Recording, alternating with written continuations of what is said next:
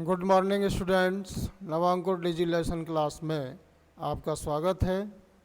आज हम class 12th physics की यूनिट ऑप्टिक्स के अंदर प्रिज्मों के संयोग के बारे में पढ़ेंगे, यानी कि कॉम्बिनेशन ऑफ प्रिज्म्स। तो प्रिज्मों के संयोग दो प्रकार के होते हैं। There are two types of combination of prisms. Number 1, वर्ण विक्षेपण रहित विचलन, जिसे हम प्रिज्मों का अवर्णक संयोग भी कहते हैं, यानी कि एक्रोमेटिक कॉम्बिनेशन ऑफ प्रिज्म। तो वर्ण विक्षेपण रहित विचलन या प्रिज्मों का वर्णक संयोग क्या होता है? तो प्रिज्मों का ऐसा संयोग जिसमें विचलन तो होता है लेकिन वर्ण विक्षेपण नहीं होता है, वो वर्ण विक्षेपण रहित विचलन या प्रिज्मों का अवर्णक संयोग कहलाता है। तो इस संयोग में प्रकाश का विचलन होता है, वर्ण विक्षेपण नहीं। इस संयोग के लिए क्राउन कांच और फ्लिंट कांच के दो प्रिज्मों को उनके आधारों को विपरीत रखकर जोड़ा जाता है, अर्थात उनके अपवर्तक कोण विपरीत दिशा में होते हैं, जैसा कि चित्र में आप देख रहे होंगे। अब यदि इन दोनों प्रिज्मों द्वारा उत्पन्न कोणीय वर्ण विक्षेपण बराबर किंतु विपरीत हो तो वर्ण विक्षेपण नहीं होता है, केवल विचलन होता है, क्योंकि इस स्थिति में परिणामी वर्ण विक्षेपण शून्य हो जाता है। तो इस संयोग के लिए आइए चित्र को समझते हैं। इसमें क्राउन व फ्लिंट ग्लास के जो प्रिज्म हैं उनको आधारों को विपरीत रखकर जोड़ा गया है। इनके अपवर्तक कोण क्रमशः ए व ए डैश है। श्वेत प्रकाश जब क्राउन प्रिज्म पर आपतित होता है तो यहाँ से इसका वर्ण विक्षेपण हो जाता है। फलस्वरूप हमें रेड, माध्य रंग येलो तथा वायलेट यानी बैंगनी रंग प्राप्त होते हैं, जो कि नीचे आधार की ओर झुककर जाते हैं।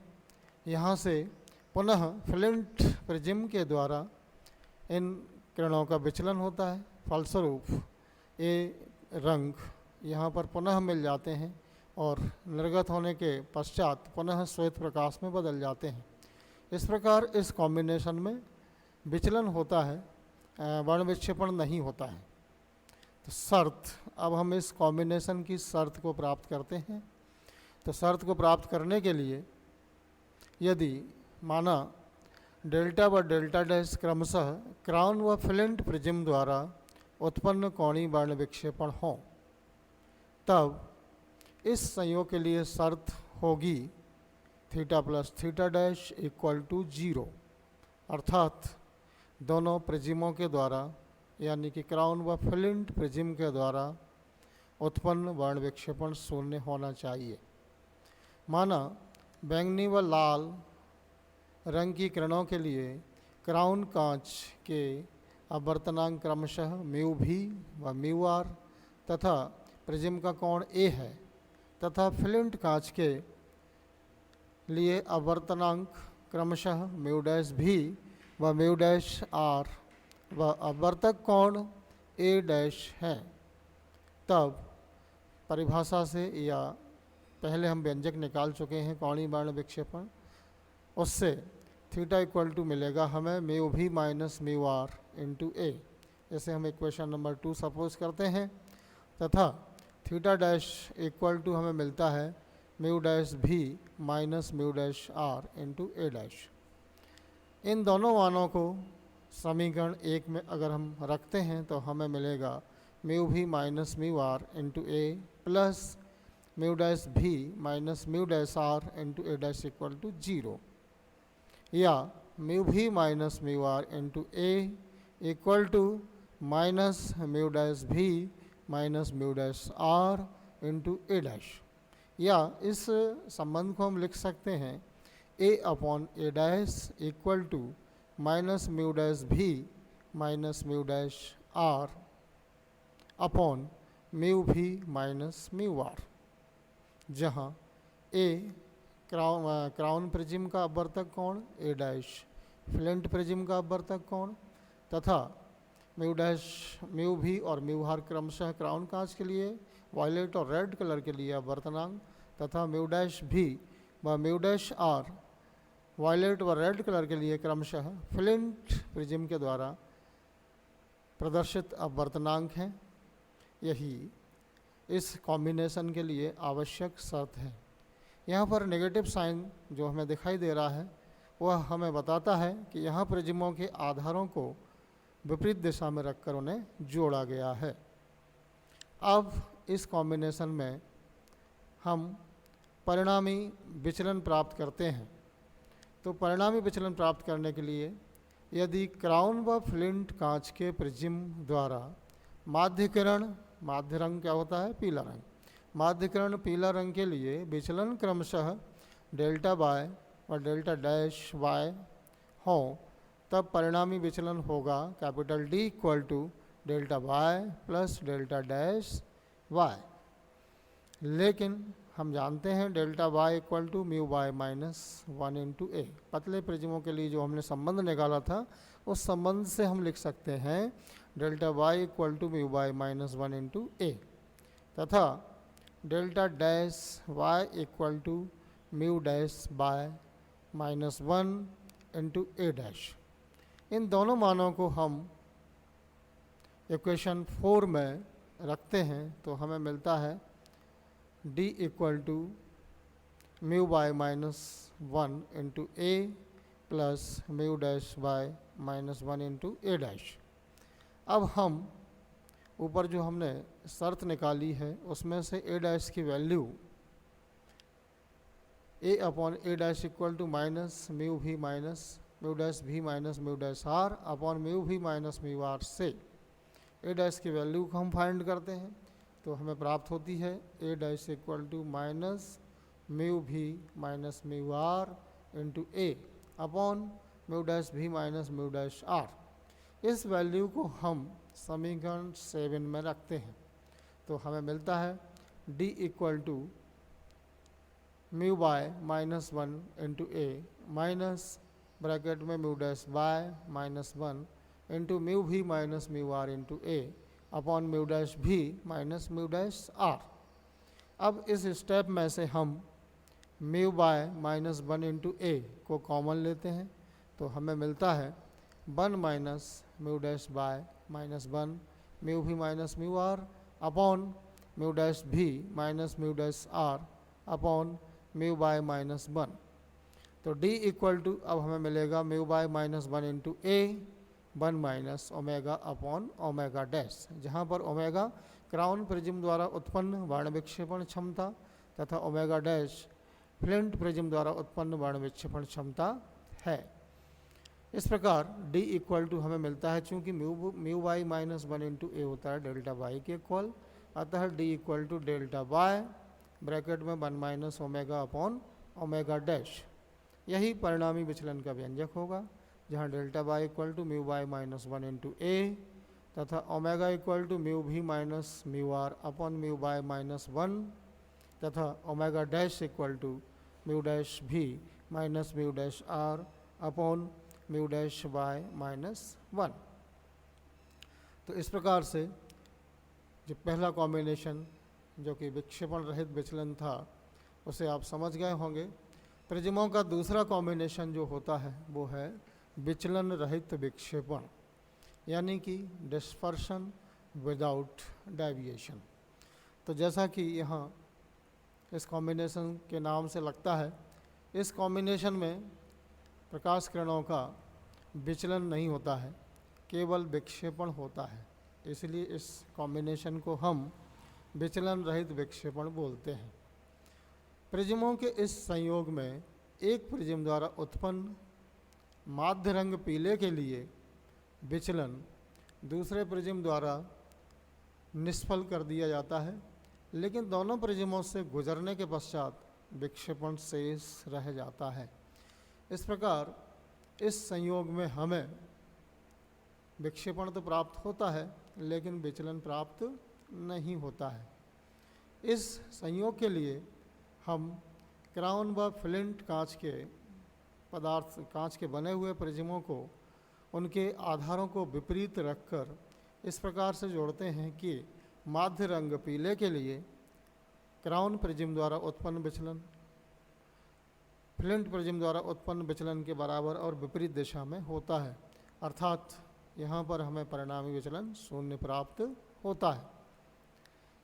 डायग्राम से हम देखते हैं जब श्वेत प्रकाश क्राउन प्रिज्म पर आपतित होता है तो इसका 7 रंगों में वर्ण विक्षेपण हो जाता है और इस प्रकार से हमें रेड, येलो और वायलेट कलर्स प्राप्त होते हैं। जब ये कलर फ्लिंट प्रिज्म पर आपतित होते हैं तो वहाँ पर इनका विचलन होता है और विचलन के पश्चात यह आपतित किरण के समानांतर निर्गत होते हैं। इस प्रकार हमें 7 रंग प्राप्त होते हैं। यहाँ विचलन नहीं होता है बल्कि वर्ण विक्षेपण होता है।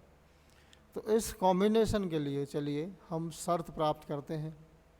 तो शर्त के लिए इस संयोग के लिए शर्त यह है कि माध्य रंग पीले के लिए दोनों प्रिज्मों के विचलन कोण बराबर व विपरीत होना चाहिए, अर्थात यदि क्राउन व फ्लिंट प्रिज्म द्वारा पीले रंग के लिए विचलन कोण क्रमशः डेल्टा बाय व डेल्टा डैश बाय हों तब होना चाहिए शर्त के अनुसार delta Y equal to minus delta dash y. यदि क्राउन तथा फ्लिंट प्रिज्म द्वारा पीले रंग के लिए अपवर्तनांक क्रमशः म्यू बाय व म्यू डैश बाय तथा अपवर्तक कोण क्रमशः ए व ए डैश हों तब डेल्टा वाई को हम लिख सकते हैं delta Y equal to mu bye minus 1 into A. यह संबंध हम पतले प्रिज्म के लिए निकाल चुके हैं, सीख चुके हैं पहले। तथा डेल्टा डैश वाई को हम लिख सकते हैं delta dash Y equal to mu dash bye minus 1 into A dash.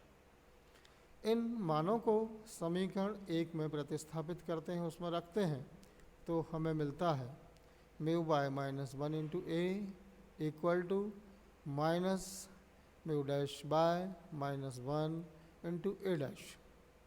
अब इस संबंध को आगे हम लिखते हैं A upon A dash equal to minus mu dash bye minus 1 upon mu bye minus 1। यही विचलन रहित विक्षेपण के लिए आवश्यक शर्त होती है। यहाँ पर ऋणात्मक चिन्ह हमें यह बताता है कि यह दोनों प्रिज्मों को यानी कि क्राउन व फ्लिंट प्रिज्मों को उनके आधार विपरीत रखकर जोड़ा गया है।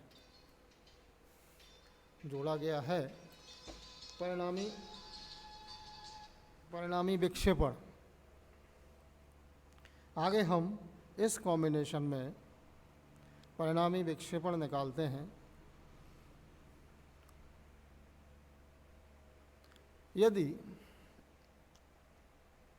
यदि क्राउन व फ्लिंट प्रिज्म द्वारा उत्पन्न विक्षेपण क्रमशः थीटा व थीटा डैश हो तब परिणामी विक्षेपण होगा थीटा प्लस थीटा डैश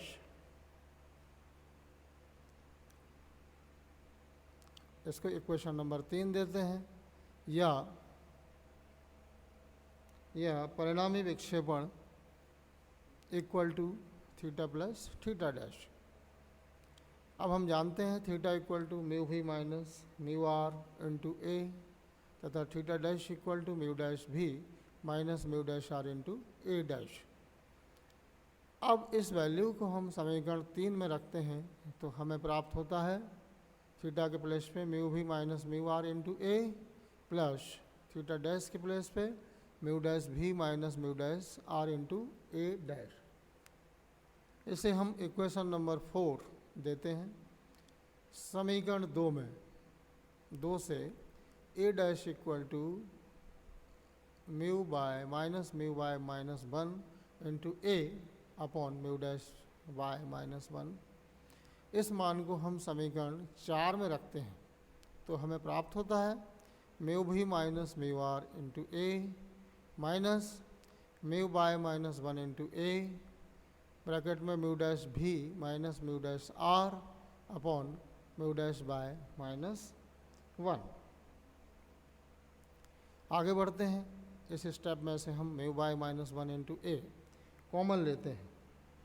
तो कॉमन लेने के पश्चात हमें प्राप्त होता है mu bye minus 1 into A bracket में म्यू भी minus mu R upon mu bye minus 1 minus mu dash भी minus mu dash are upon mu dash bye minus 1।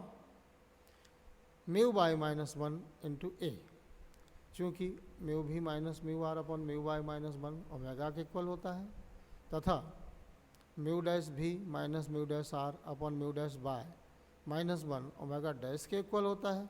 अतः इस रिलेशन को हम लिख सकते हैं, अर्थात हमें परिणामी विक्षेपण प्राप्त होता है mu bye minus 1 into A bracket में ओमेगा माइनस ओमेगा डैश। यही परिणामी विक्षेपण का व्यंजक होगा, जो कि विचलन रहित विक्षेपण जो कॉम्बिनेशन है उसके लिए प्राप्त होगा। इस प्रकार हम विचलन रहित विक्षेपण के लिए व्यंजक प्राप्त कर लेते हैं। चलिए आगे बढ़ते हैं। आगे हम पढ़ते हैं प्रकाश का प्रकीर्णन। एक नई कॉन्सेप्ट है, इसके बारे में आप समझेंगे, यानी कि इसको बोलते हैं हम स्कैटरिंग ऑफ लाइट। तो प्रकाश का प्रकीर्णन क्या होता है? पृथ्वी के वायुमंडल में उपस्थित वायु अथवा गैस के अणुओं से टकराकर सूर्य के प्रकाश का विभिन्न दिशाओं में बिखर जाना प्रकाश का प्रकीर्णन कहलाता है। जब प्रकाश वायुमंडल में प्रवेश करता है तो हम जानते हैं कि वायुमंडल में बहुत सी गैसें तथा धूल इत्यादि के कण पार्टिकल्स पाए जाते हैं।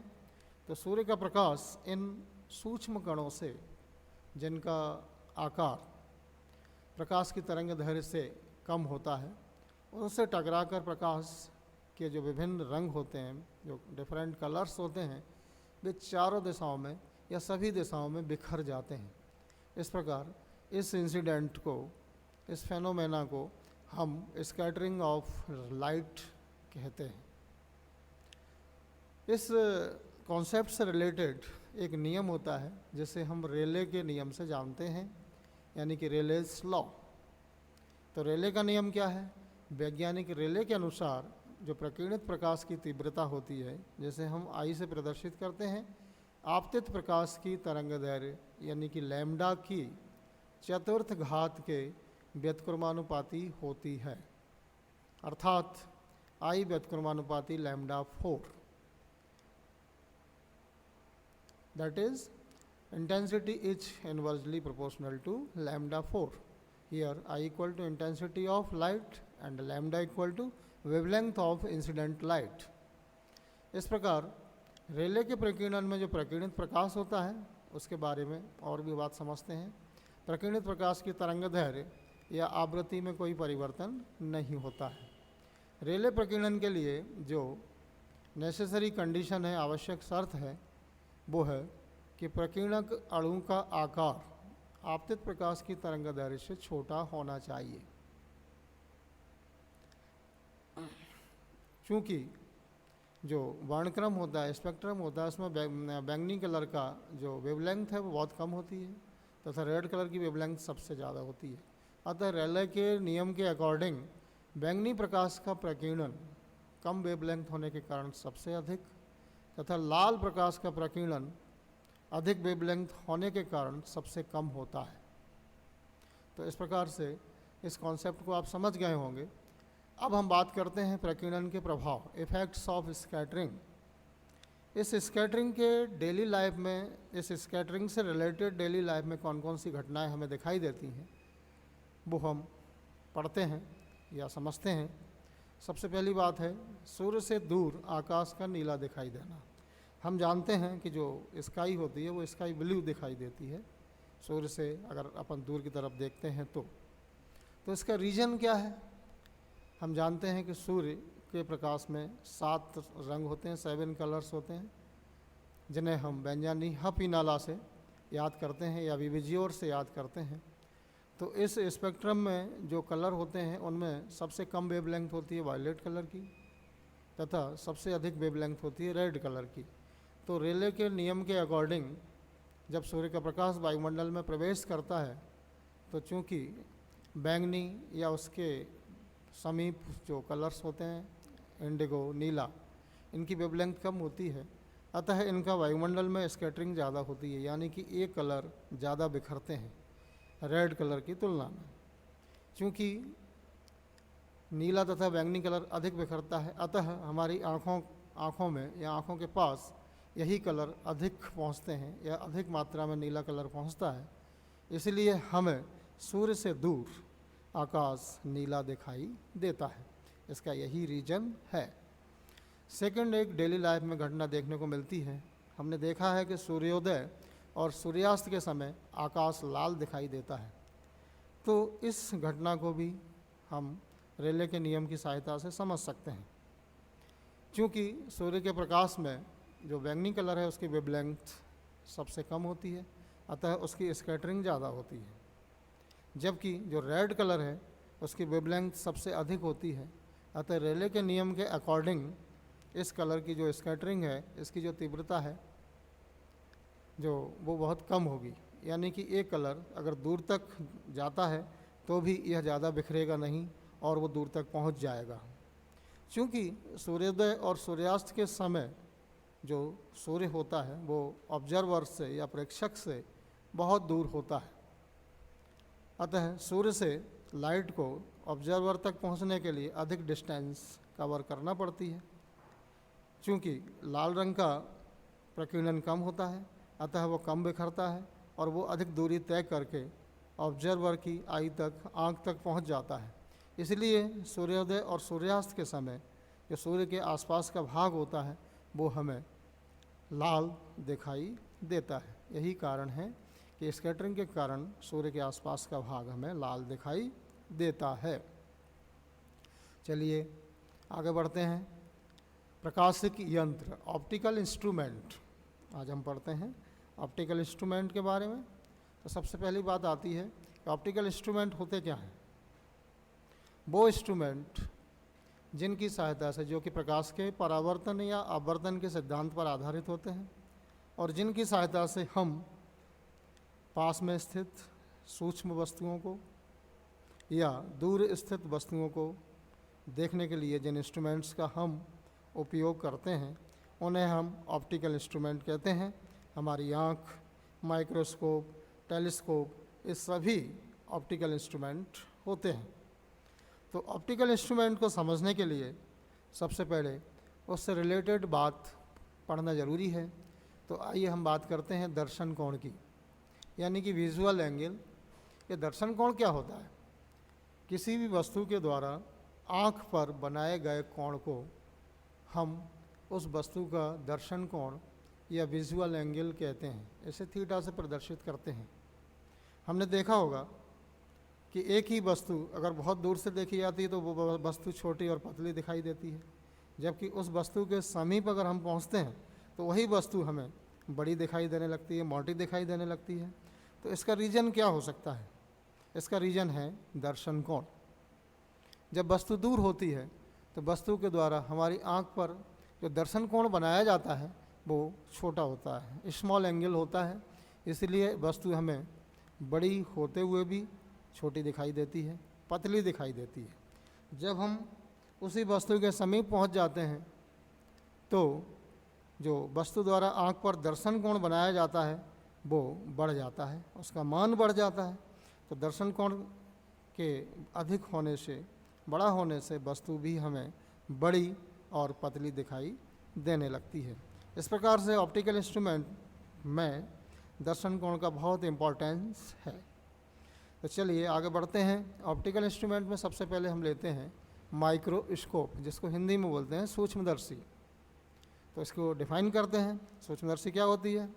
सूक्ष्मदर्शी वह प्रकाशिक यंत्र है जो पास स्थित सूक्ष्म वस्तु का बड़ा प्रतिबिंब बनाकर प्रतिबिंब द्वारा आँख पर दर्शन कोण को बढ़ा देती है, जिससे वस्तु हमें स्पष्ट व बड़ी दिखाई देती है। अर्थात माइक्रोस्कोप का उपयोग हम सूक्ष्म वस्तुओं को देखने के लिए करते हैं। तो इसमें पढ़ते हैं आगे, सूक्ष्मदर्शी की आवर्धन क्षमता, ये मैग्नीफिकेशन पावर क्या होती है भाई। तो सूक्ष्मदर्शी द्वारा बने प्रतिबिंब द्वारा आँख पर बने दर्शन कोण तथा स्पष्ट दृष्टि की न्यूनतम दूरी, जिसे हम कैपिटल डी से प्रदर्शित करते हैं, और इसका जो मान होता है वो 25 सेंटीमीटर होता है, की दूरी पर रखी वस्तु द्वारा आँख पर बने दर्शन कोण के अनुपात को सूक्ष्मदर्शी की आवर्धन क्षमता कहते हैं।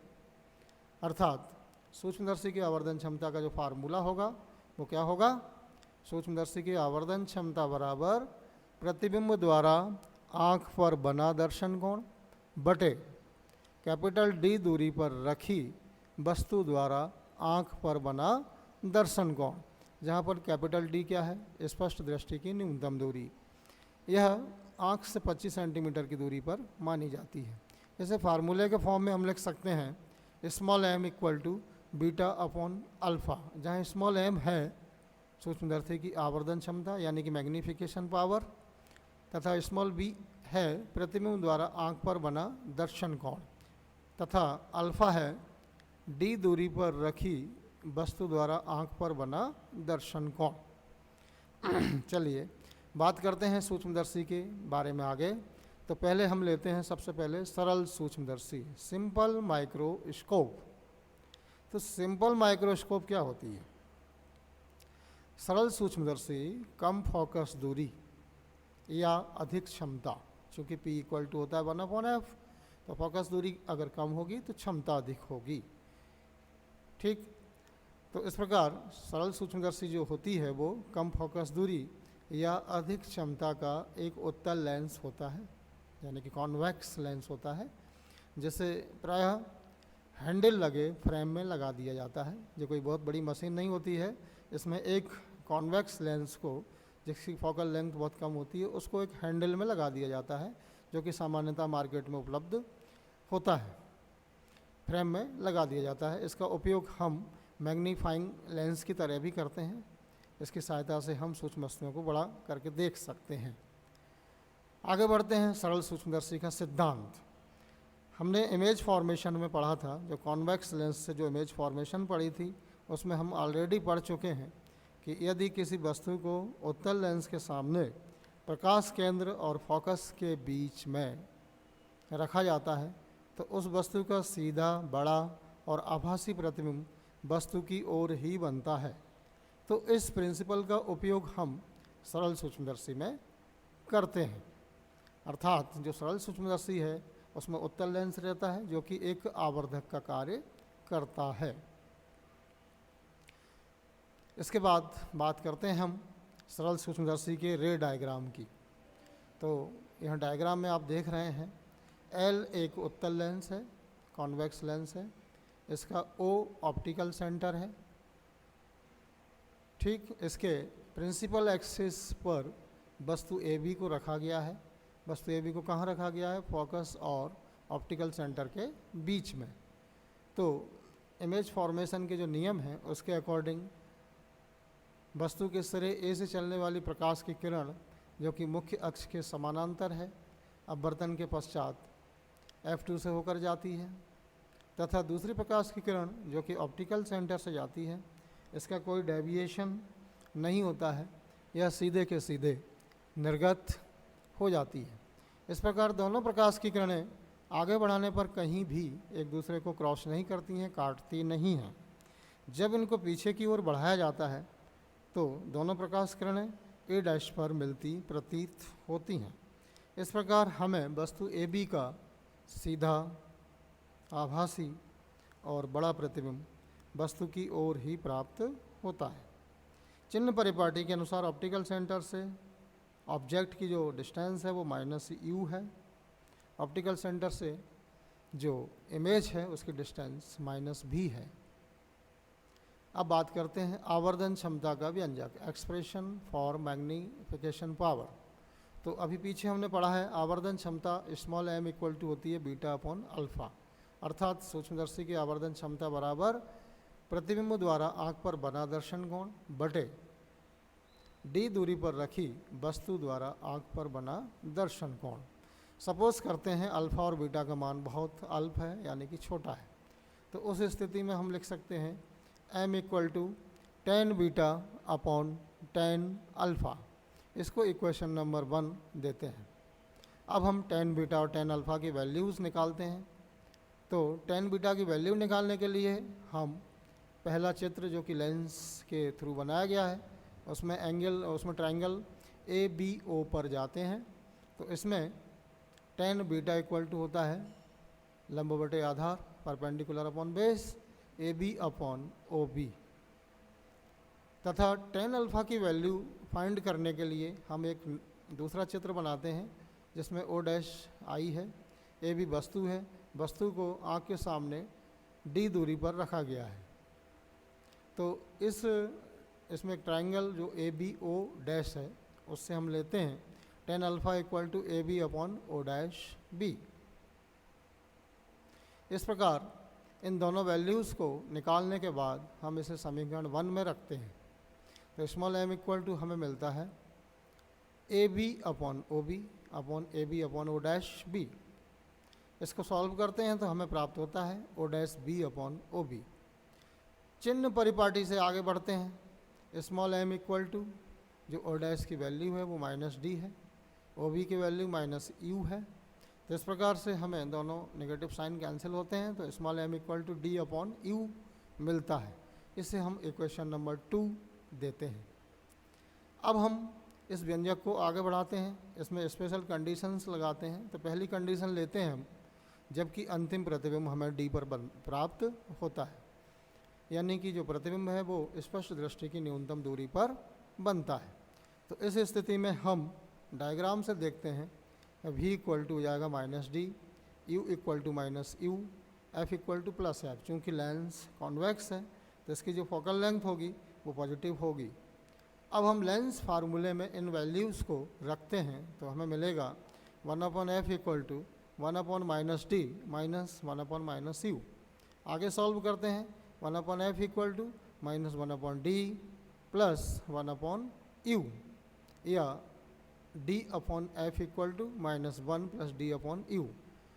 इस इक्वेशन में हम दोनों पक्षों में कैपिटल D का मल्टीप्लाई करते हैं, गुणा करते हैं, तो हमें रिलेशन मिलता है D/U इक्वल टू 1 + D/F।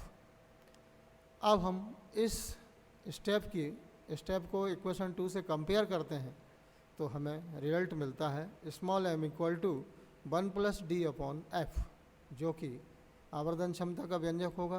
कौन सी कंडीशन में? जबकि अंतिम प्रतिबिंब D पर बनता है। आगे स्थिति सेकंड। अब हम सेकंड पोजीशन पे जाते हैं जबकि प्रतिबिंब अनंत पर बनता है, यानी कि यहाँ पर जो V की वैल्यू होगी, जो प्रतिबिंब की दूरी होगी वो इनफाइनाइट होगी, तथा वस्तु को जब हम जानते हैं कि प्रतिबिंब अनंत पर कब बनता है, जब वस्तु को हम फोकस पर रखते हैं, अर्थात इस कंडीशन में U की वैल्यू F हो जाएगी। तो पुनः इक्वेशन नंबर 2 से हमें मिलेगा small m equal to D/F। यही आवर्धन क्षमता का व्यंजक होगा, जबकि प्रतिबिंब जो अंतिम प्रतिबिंब है वो कहाँ बनता है? अनंत पर बनता है। इस प्रकार से हम सिंपल माइक्रोस्कोप के लिए दोनों कंडीशन में आवर्धन क्षमता का व्यंजक प्राप्त कर सकते हैं। अब बात करते हैं कि आवर्धन क्षमता अधिक कब होगी। तो यहाँ पर जो हमें रिलेशंस मिले हैं, जो फार्मूले मिले हैं दोनों कंडीशंस में, उससे स्पष्ट है कि आवर्धन क्षमता अधिक होगी यदि स्मॉल f की वैल्यू कम हो, यानी कि जो कॉन्वेक्स लेंस है उसकी फोकल लेंथ बहुत कम होना चाहिए, यानी कि उसकी पावर अधिक होना चाहिए। दूसरी बात, अंतिम प्रतिबिंब जो है वो कैपिटल D पर बनना चाहिए, यानी कि स्पष्ट दृष्टि की न्यूनतम दूरी पर बनना चाहिए। तीसरी बात, आँख को सदैव लेंस के समीप रखकर ही प्रतिबिंब देखना चाहिए। इस प्रकार इन बातों को ध्यान में रखा जाए तो सरल सूक्ष्मदर्शी की आवर्धन क्षमता बढ़ जाती है। तो आज के लिए इतना ही, शेष अगले लेसन में। Thank you very much.